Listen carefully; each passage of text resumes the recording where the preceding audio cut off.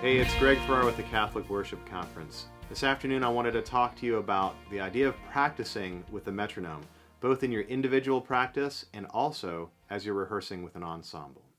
Practicing with the metronome is going to improve your internal sense of timing. Playing in tune and playing in time are two of the foundational things that we do as musicians. So anything we can do to improve our internal sense of time is a good thing. Number two, practicing with a metronome will be a measurement of progress for you that you can see and keep track of. It's measurable.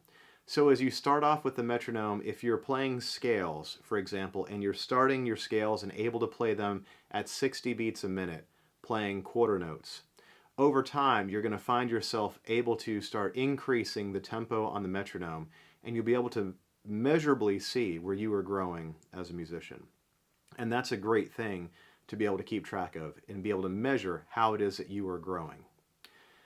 Number three, practicing with the metronome is going to add pressure in a healthy way to your practice. So as you're going through and practicing something like your scales, it's going to add a little bit of pressure where without a metronome you can stop and pause and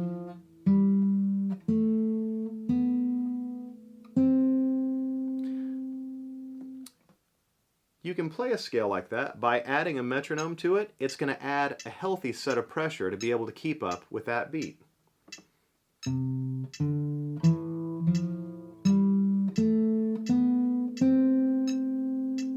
So that's what I mean by adding pressure in a healthy way. It's giving you a reason to keep up and stay on a consistent meter instead of drifting and searching for what the next note or the next chord that you're trying to play. Playing with the metronome is going to enable you to play with a click track both in a live setting, if your ensemble is able to do that, or if you decide to try recording music in a studio, it'll help you and prepare you for those settings. Both if your band is going to use a click track live, or if you're recording in the studio, you'll be able to automatically jump in and record on a click track. Number five, when playing with an ensemble, if you guys are using a click track, it's going to enable a very consistent feel for a given song. It can be very easy in a live setting to count off the band a little too fast or a little bit too slow and drastically change the way a piece of music feels. Sometimes in a good way, in a surprise, and sometimes in a really unpleasant way where everything feels very draggy. Playing with the metronome is going to give everyone a very consistent reference, and in your practice, as you're setting those tempos, it's going to be able to enable your musicians to practice at the right tempo and then play live and deliver the feel of the tune that you're shooting for to achieve.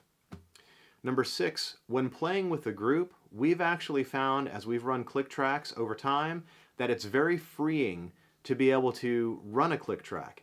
You would think that the constraints of running within a specified meter would be frustrating to musicians, and what we find is the first week or two may be a little frustrating for people that have never tried it before.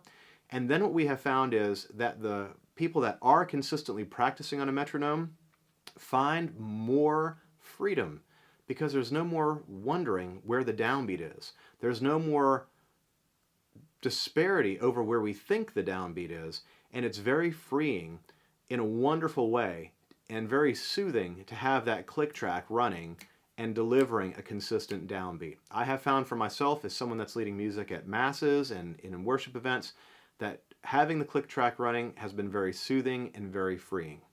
So we have found it to be a fantastic experience in the different groups that I've led and participated in. A couple of pro tips, we've already talked through a couple of these. When we're starting out with the metronome, we're starting in our home studio or at the kitchen table, start slow at a place where you're able to stay on the click track and be consistent and build over time. Don't set the click track too fast. Don't set the metronome too fast where you're trying to chase it and you're making mistakes. Better to slow the metronome down, lock in your practice, get it right, and then slowly increase speed over time.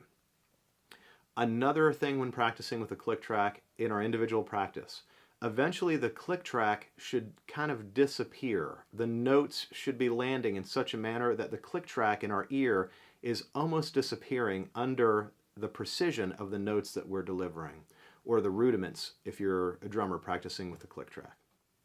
So thanks for stopping by to talk about using a metronome in your individual practice and in your ensemble. This is Greg with the Catholic Worship Conference. God bless you.